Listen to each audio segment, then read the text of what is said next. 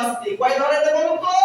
তিন ধরনের। বেনামাজিদের জন্য মৃত্যুর সময় তিন ধরনের শাস্তি হবে।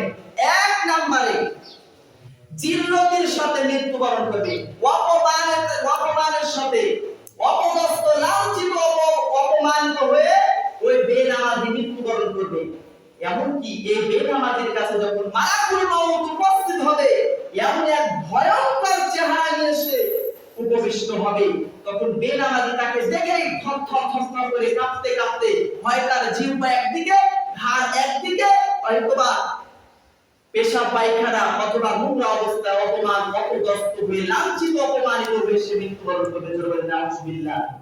দ্বিতীয় নম্বরে ওই বেনামাজি ক্ষুধার্ত অবস্থায় মৃত্যুবরণ করবে। দেখেন না কিছু বেনামাজি গুলো মারা যায় তখন দেখতে পান না 3 দিন 4 দিন 5 দিন পর্যন্ত তার খানা পিনা সব বন্ধ, খানা পিনা সবকিছু বন্ধ। কি করে এই ব্যক্তিটা খিদে থাকে তা বাঁচবে, দেখবেন খোঁজ নিয়ে দেখবেন ওই ব্যক্তি নামাজ আদায় করে। ক্ষুধার্ত অবস্থায় সে মৃত্যুবরণ করবে বেনামাজি, দ্বিতীয় শাস্তি।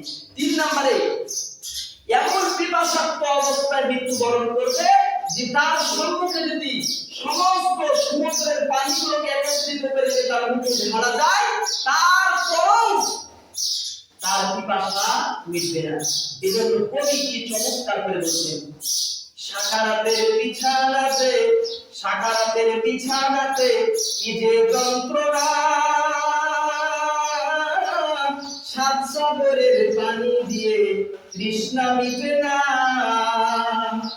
সাকারাতে বিছানাতে মনুষ্য ব্যক্তি কি কষ্ট পাবে বেনামাজি, সমস্ত পানি যদি একত্রিত করা হয় তার মুখে দেওয়া হয় তারপরেও এই বেনামাজির পিপাসা মিটবে না।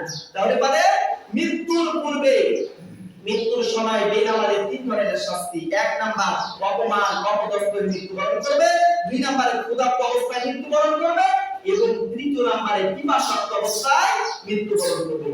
এবং